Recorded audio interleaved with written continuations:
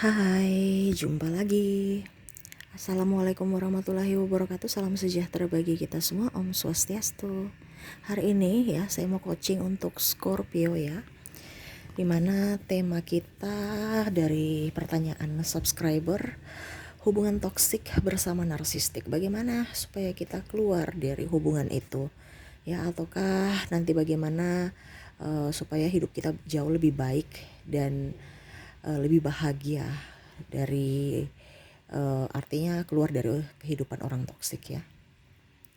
Oke, dan di sini saya coaching ya. Jadi kalau ada beberapa subscriber yang bertanya, Kak Ica, kenapa gelap? Ya, memang saya bukan jual gambar, tidak seperti di meja readingan. Ya, saya sekarang tidak di meja readingan, jadi saya tidak saya di sini coaching. Saya bukan baca tarot ya. Saya tidak reading saat ini karena situasi dan kondisi tidak memungkinkan, tempatnya juga kurang, tetapi saya terpanggil untuk mencerahkan ya, memberikan pencerahan untuk dirimu sehingga saya mau menjawab pertanyaan dari subscriber tentang materi narsistik ya. Semoga kalian tetap bisa terhibur dan bisa coachingan ini bisa bermanfaat ya. Kenapa? Karena coaching biasa berbayar ya, saya kasih kalian gratis dan semoga manfaat ilmunya ya, edukasi ini bisa kalian terapkan bukan hanya sekedar didengarkan ya. Oke, tetapi sebelum kita mulai, jangan lupa di like, komen, subscribe channel Ica Tarot dan Ica Tarot WS Indo supaya ke depan saya bisa lebih bersemangat untuk membacakan readingan-readingan di hari-hari berikutnya untuk kalian. Dan jangan percaya 100% tarot, ini hanya sebuah games. Kalian tetap harus selalu berserah kepada Sang Pencipta ya. Dan walaupun ini hanya sebuah games, memang bukan games biasa, melainkan games menyerap energi, sehingga saya minta kepada kalian untuk bisa lebih bijaksana dalam menyikapi readingan yang akan saya bacakan nanti. Yang baiknya bisa diambil, buruknya diabaikan aja, dibuang aja, ataupun bisa kamu pakai untuk mengintrospeksi diri kamu, ataupun bisa kamu pakai untuk mencari solusi dari permasalahan yang kamu hadapi. Dan kalaupun kalian ingin personal reading, coaching, dan konsultasi, bisa menghubungi saya. Saya sudah sematkan link WA saya di deskripsi, bisa menghubungi saya dan itu berbayar. Dan kalaupun juga kalian ingin mendengarkan readingan lainnya, baik karir, keuangan, percintaan, ataupun games-games lainnya, bisa langsung ke playlist. Semua sudah tertera di situ, tinggal kamu lihat, pilih, dan bisa kalian dengarkan. Oke, kita mulai ya. Di sini beberapa subscriber ya di kolom komentar pada saat saya readingan narsistik ya, dia bertanya bagaimana supaya hidup saya tuh bahagia Kak. Saya mau keluar dari narsistik tapi saya sudah nikah, ataupun mungkin kondisinya Kak Ica bisa tidak saya bahagia bersama narsistik, orang ini bisa berubah tidak ya. Nah ini untuk untuk Scorpio ya. Kalau kita bicara narsistik itu kan berarti ada gangguan ya, gangguan kejiwaan secara mental, yang mana kalau mau sembuh ya harus diri dia dulu yang mau sembuh atau tidak. Ini kalau bicara narsistik tuh kan orangnya egois ya, dimana jiwa anak kecil yang ada dalam tubuh orang dewasa. Coba kalian berpikir, kalau anak kecil itu kan polos ya, egoisnya ya kayak dibilang egois. Kenapa? Karena dia belum tahu apa-apa. Contoh, kalian sudah membersihkan rumah, tiba-tiba dia berantakin lagi, dikasih tahu kadang-kadang nggak dengar, ya, karena dia tahu bahwa dirinya tuh benar, dirinya tuh nggak ada yang salah, orang lain salah, dan kadang-kadang dia buang-buang barang itu ya sesuka hatinya gitu, dan dia senang, happy. Apalagi kalau kita marah ya, kalau kita marah, kadang-kadang dia minta perlindungan di orang lain. Macam contoh, kalian seorang kakak ya, kamu sudah bersihkan terus kamu marah dia, terus mungkin kamu mau ada tindakan gitu ya, mungkin mau cubit atau mau tegur, dia minta perlindungan ke orang tua, dan akhirnya orang tua malah memarahi kamu lagi gitu, seolah-olah kamu yang salah gitu ya. Kamu tuh nggak tahu ya, itu kan adik kamu, belum tahu apa-apa, kenapa kamu marahin dia, atau kamu cubit, tiba-tiba dia nangis, dia ngadu ke orang tua, akhirnya kamu dapat marah lagi. Nah seperti gitu kan logikanya. Nah sama seperti narsistik, apalagi kalau kamu dalam hubungan ya. Ini saya lihat di sini ya, saya merasakan energi narsistik ini bukan hanya dari percintaan ya, tetapi dari pekerjaan yang toksik, orang-orang sikut menyikut, pimpinan yang toksik, ya. Dimana kamu sudah tahu bahwa wah dia sudah mempunyai pasangan, kamu masih nyosor-nyosor aja, entah kamu tergoda, entah kamu menggoda. Padahal kamu sudah tahu itu salah, tapi karena untuk dirinya happy ya, untuk dirinya untuk bisa menyenangkan dirinya, ya akhirnya ya kamu juga masuk dalam jebakannya. Entah dia mengatasnamakan pimpinan, ya ataupun mungkin kondisinya iming-iming uang, iming-iming kesejahteraan, padahal semuanya itu hanya kamuflase dia supaya kamu masuk jebakannya dulu. Pada saat itu baru kamu mau keluar kembali ya nggak bisa. Ataupun mungkin dia lebih senang, kenapa? Karena kebahagiaan narsistik itu adalah melihat penderitaanmu, jadi dia senang sekali kalau kamu menderita. Nah itu mencari gara-gara, sama seperti yang tadi saya bilang, anak kecil itu suka-suka bayi dia nggak mau peduli kamu mau senang sedih ya, tapi akan jauh lebih senang, dia lebih senang kalau melihat orang bersedih dan dia happy.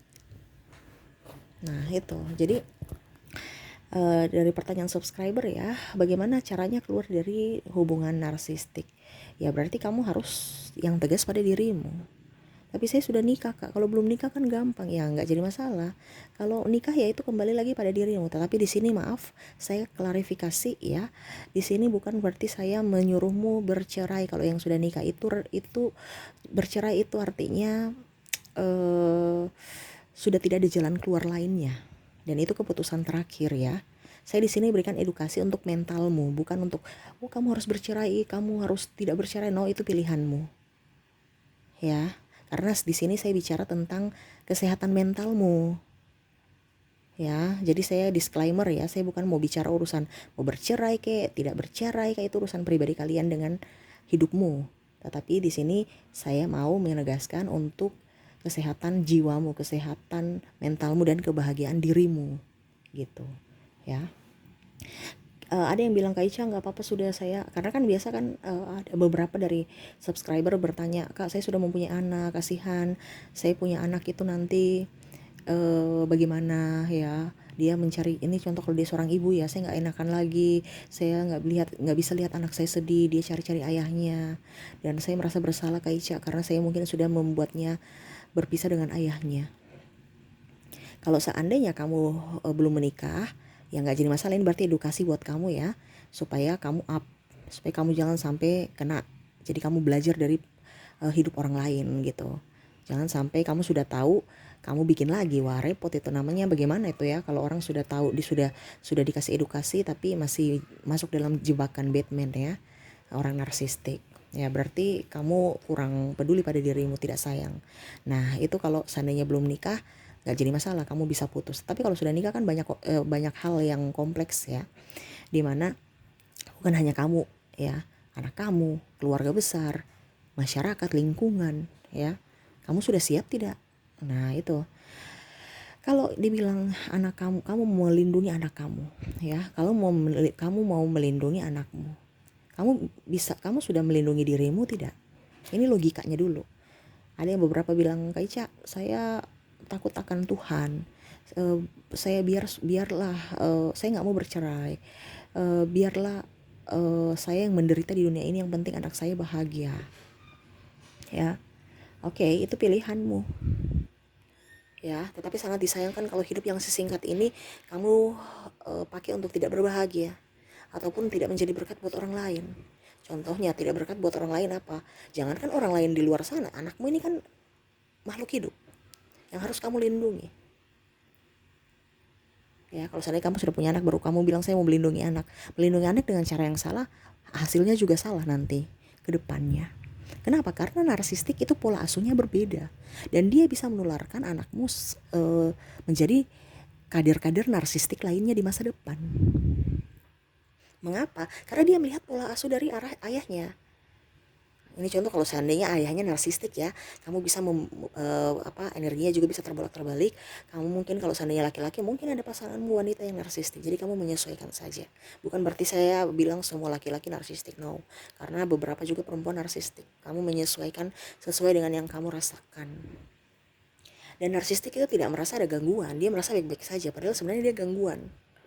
Ya, merasa diri paling hebat, ya bahkan menjatuhkan orang lain tuh dia merasa nggak bersalah gitu. Yang penting intinya apa yang dia inginkan terwujud, walaupun dia mengorbankan orang lain. Contoh ya, kamu sudah tolong dia dari keterpurukan, pada saat kamu terpuruk dia pergi, bye. Saya kalau baik, kalau happy happy panggil saya, tapi kalau kamu jadi gembel jangan bawa-bawa saya. Padahal kalau dibilang kamu jadi gembel itu karena dia mungkin terlilit hutang, ya, ataupun apapun. Nah ini contoh, kamu ribut dengan narsistik, ya. Terus narsistik mungkin ada cacian, makian, tindakan yang nggak pantas, dan anakmu lihat.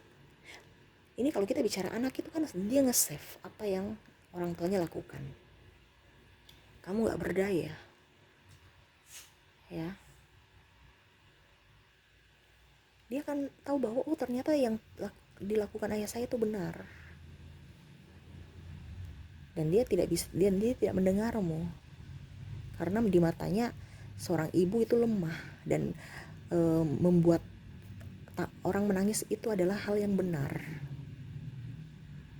Walaupun mungkin suatu saat nanti dia besar, ya, dia tahu bahwa ini salah, tapi tetap aja nanti dia lakukan. Kenapa? Karena sudah mendarah daging, sudah menjadi apa ya, kalau dibilang pikiran alam bawah sadarnya mengatakan bahwa itu hal baik. Makanya saya bilang, kalau kamu dengan orang narsistik, baru kamu mau menyelamatkan anakmu, ya kamu harus, kalau kamu sayang anakmu, ya kamu harus selamatkan dia.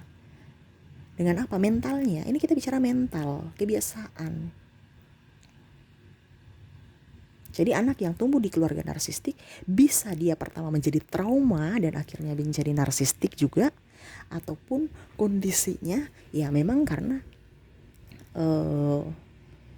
sudah apa ya, dia merasa bahwa kelakuan narsistik itu benar. Jadi seperti gitu, kamu yang harus mempunyai tindakan bahwa ini salah dan nggak boleh begitu. Bagaimana dia mau mendengarmu, mendidikmu, ya, kalau narsistik mempengaruhinya? Nggak bisa. Makanya saya bilang, kalau kamu di circle orang toksik, ya kamu bisa menjadi toksik untuk diri orang lain dan untuk dirimu sendiri, karena virus terbawa. Akhirnya kalau kamu bersama anakmu yang toksik, ya hidupmu akan jauh lebih menderita. Kenapa? Anak sudah jadi pembangkang, ya, emosinya tidak terkontrol, ada saja masalah di mungkin kehidupan ke depan, ya, tidak bertanggung jawab. Kenapa? Karena pola asuhnya seperti gitu, ya. Dia berkompetisi, tetapi berkompetisi tidak sehat, entah sikut menyikut apa, karena pola asuh dari orang tua narsistik, yang mana dia harus tumbuh dalam kondisi yang harus dia dan dia. Pada saat dia tidak sesuai dengan apa yang dia inginkan, ya suka-suka baik. Entah dia pakai kekerasan, marah, ataupun malah cemen, pergi meninggalkan masalah, tidak menyelesaikan masalah. Apalagi kalau dia sudah tumbuh lagi nanti, kalau sudah menikah, ya bisa-bisa ya seperti ayahnya lagi. Jadi buat tidak jatuh dari pohon itu karena pola asuh dari kecil, ya. Coba kalau orang dari ibu narsis, orang tua narsistik, tiba-tiba dia pergi ke orang yang agamais, pasti juga dia akan ikut. Kenapa? Karena lingkungan itu sangat mempengaruhi, ya, bukan hanya gen, ya. Jadi kalau kalian mau bilang saya mau merubah narsistik, nggak bisa, ya, karena itu kan ibaratkan penyakit. Dia harus mau rubah dirinya, tidak untuk pergi berobat, dia aja nggak merasa sakit, ya. Jadi kalau kamu dekat-dekat narsistik, ya anggap aja kamu nanti tertular sakitnya. Kamu bisa stres, bahkan gila. Ini kan bicara kalau dibilang narsistik ini kan gila, ya. Tapi masih dalam level rendah, ya. Jadi ya kamu ikut gila juga kalau kamu ladeni. Karena bicara dengan orang gila, kita harus gila. Kita bicara dengan anak kecil, ya kita seperti anak kecil, jiwa anak kecil. Karena nggak nyambung kalau anak kecil baru kita bicara dengan kondisi orang dewasa, nggak nyambung. Jadi akhirnya dia membentukmu menjadi seperti dirinya, jadi orang stres, jadi orang tidak waras. Dan kamu tidak tahu bahwa itu penyakit, kamu terima-terima aja. Demi apa? Cinta. Padahal kamu tahu bahwa Itu cinta dia itu palsu. Pada saat kamu punya apa-apa dia datang, pada saat kamu tidak mempunyai apa-apa dia pergi. Dan begitu sebaliknya, kamu masih memberikan harapan, memberikan pemaafan. Kita oke, memberikan pemaafan, tetapi jangan sampai hidup kita disetting oleh dirinya. Ini kan disetting. Sampai saya lihat di sini banyak beberapa dari kalian ya.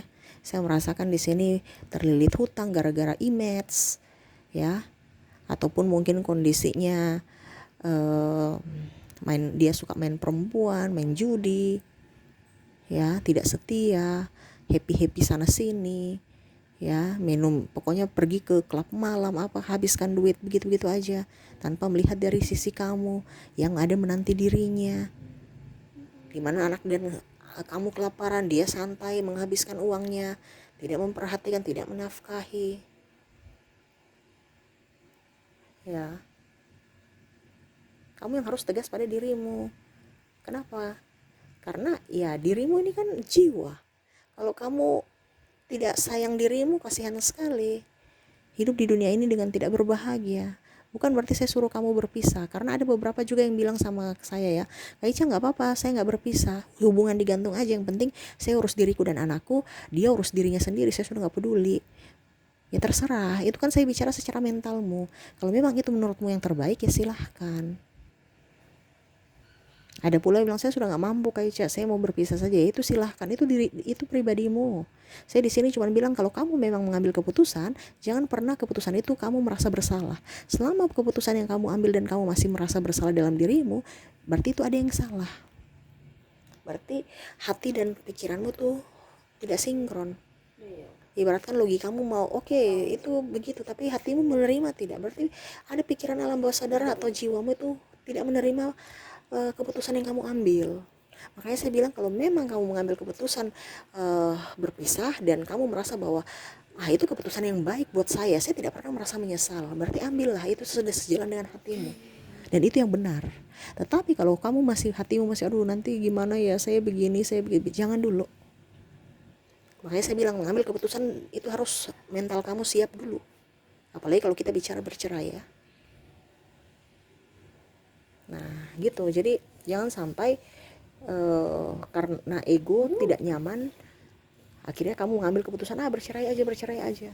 Selain di mata Tuhan salah, ya, kasihan penjat apa ya kalau dibilang orang bully kamu itu, kamu siap tidak dibully. Karena kalau kita siap secara mental, kita mau dibully apapun kita tetap tenang aja. Tapi kalau orang tidak siap secara mental, orang bully ini kan dalam artian kamu janda ya, itu kan langsung tersinggung. Kamu duda ya, langsung tersinggung. Oh, kamu lari dari tanggung jawabmu ya, makanya kamu diceraikan istrimu. Itu kamu langsung tersinggung. Nah itu kamu sudah siap tidak judge orang yang dalam tanda kutip penghakiman yang belum tentu dia tahu apa yang sebenarnya terjadi. Karena dia tidak mengalami apa yang kamu alami. Nah ini makanya saya bilang harus kuat juga mentalmu. Kesiapan mentalmu perlu, baru kamu ambil keputusan. Bukan hanya langsung oke, saya nggak tahan, saya mau cerai. Nah itu ya, kamu bertanya, ada beberapa bertanya, Kak Ica dia bisa sembuh tidak dan dia bisa berubah tidak? Nggak bisa. Ini orang stres, orang tidak waras. Yang bisanya kamunya yang ikut dia, nggak waras. Akhirnya kamu sakit juga, nggak bisa sembuh lagi nanti, ya. Lucu kan? Tapi memang seperti gitu.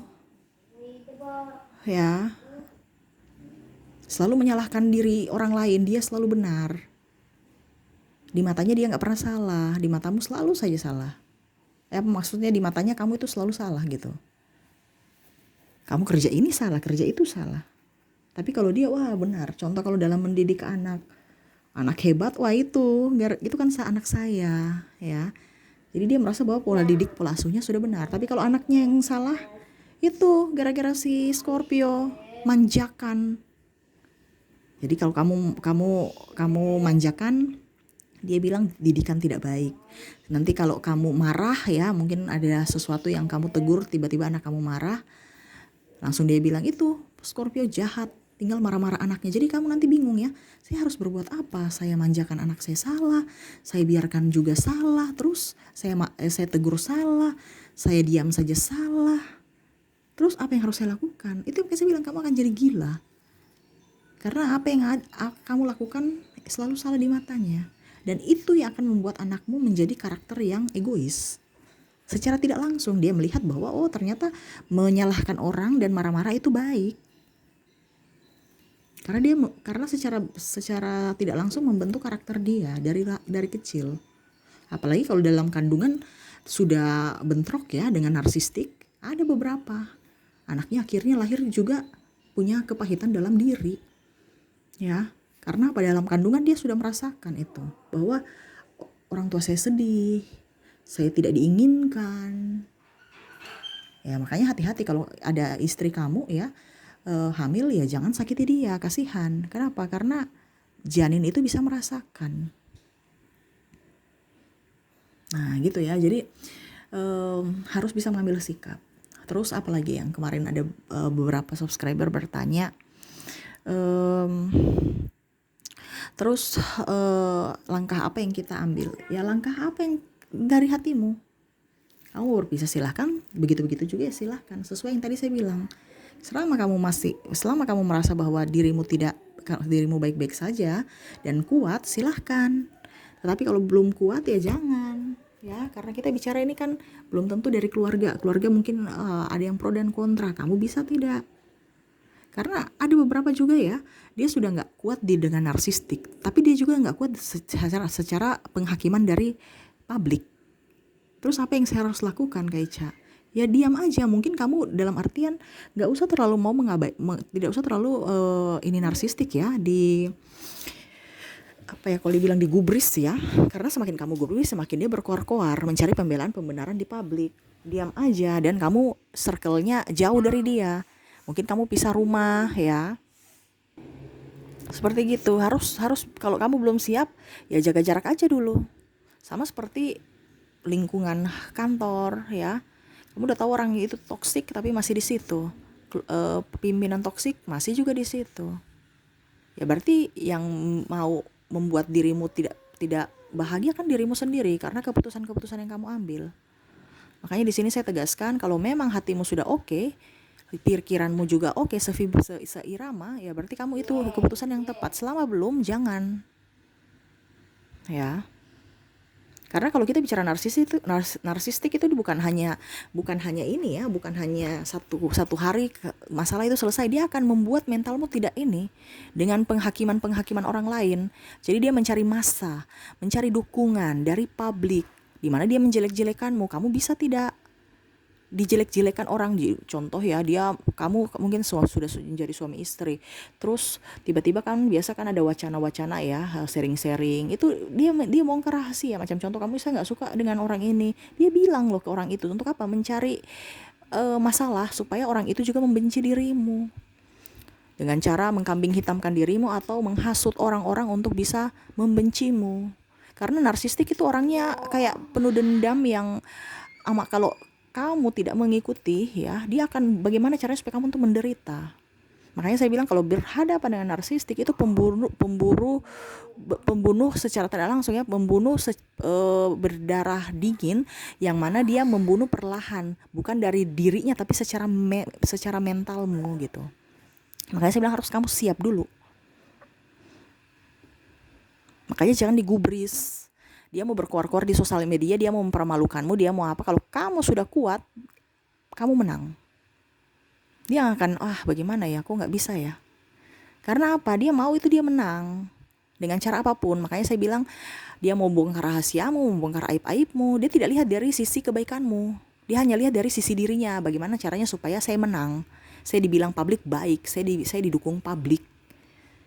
Dan kamu itu salah, kamu dapat penghakiman secara langsung dari publik dan hidupmu menderita. Itu yang dia senang. Makanya hati-hati kalau dengan narsistik. Kenapa dia bicara ini, dia tuh menghakimi kita ya, ataupun membuat kita menderita tuh betul-betul dengan mental kita. Jadi kalau kamu tidak kuat mental, ya kamu akan menderita terus. Jadi hati-hati ya. Jadi seperti gitu. Kalau dibilang sembuh, no, ya itu lama mungkin semesta yang harus menegurnya, bukan manusia. Karena apa? Kalau orang narsistik, mau orang tuanya kek, mau kamu kek, mau siapa kek, dia akan dengar. Kenapa? Karena dia merasa dirinya paling benar. Dia merasa bahwa apa yang kamu orang ucapkan itu penjudge buat dia, dan dia nggak mendengar. Jadi nggak bisa. Kamu yang harus mengambil keputusan untuk dirimu sendiri. Dan jangan berharap dia akan datang untuk membahagiakanmu. Yang bisa membahagiakanmu adalah dirimu sendiri, bukan dari dirinya. Jadi orang-orang yang masih bucin-bucin sama narsistik, wah sangat disayangkan. Kamu masuk jeratannya. Kamu menjadi seorang pembantu ya untuk dirinya, melayani dirinya. Yang mana pada saat kamu susah, dia pergi, bye. Ya ada. Ibaratkan kalau gini ya, kamu seorang wanita ya, dia yang di punggungmu ya. Ini saya kalau ilustrasi ya, kamu penuh beban di atas kepalamu itu ya, barang-barang banyak itu, beban-beban kehidupan, macam contoh listrik lah, inilah apa ya, semuanya beban-beban tiap hari, tiap bulan ya. Terus suamimu santai-santai di punggungmu, anakmu kamu pegang dua, terus kasihan dirimu. Coba kamu ilustrasikan ya, kamu nih, terus suamimu, ini kalau kamu ya perempuan wanita, suamimu pemalas ya, tidak ada tanggung jawabnya, dia santai-santai saja numpang hidup di dirimu. Ya ibaratkan benalu kan lengket ya, jadi dia lengket itu kayak macam kalau kamu dengek itu atau apa ya, di punggung, dia naik di punggungmu. Seharusnya kamu yang harus naik di punggungnya, tapi yang dibilang tulang punggung, jadi kamu naik di punggungnya, kamu pegang dua anakmu, tanganmu ya. Terus beban hidup ini tiap bulan, tiap hari ada di atas kepalamu. Kamu yang memikirkan sendiri semua itu. Dia santai. Mau hidup kek, mau mati kek, terserah. Yang penting saya hidup, kamu mau mati ya terserah. Jadi apa? Kasihan dirimu. Kamu masih menunggunya untuk berubah, nggak ada. Dia aja kasih sakit jiwa. Ini kita bicara kewarasan. Jangan sampai dirimu tidak waras karena dirinya. Kasihan. Pas penghakiman terakhir di surga ya, semesta tanya sama kamu, kamu sudah berbuat apa di dunia? Nggak ada. Kasihan, jiwamu aja nggak tertolong, apalagi jiwa-jiwa lainnya kamu menolong, nggak. Jadi harus berpikir yang positif. Hidup di dunia ini harus berbahagia. Berbahagia dari mana? Dari diri sendiri. Jangan mencari atau meminta dari orang lain. Itu bonus. Ya, orang mau kasih tidak ya terserah. Tetapi yang pastinya ciptakanlah kebahagiaan untuk dirimu sendiri. Supaya hidupmu bahagia, waras. Kamu bisa melindungi anakmu, bisa melindungi dirimu dan siapapun. Kenapa? Karena ketegasan itu perlu supaya kita jangan dipermainkan.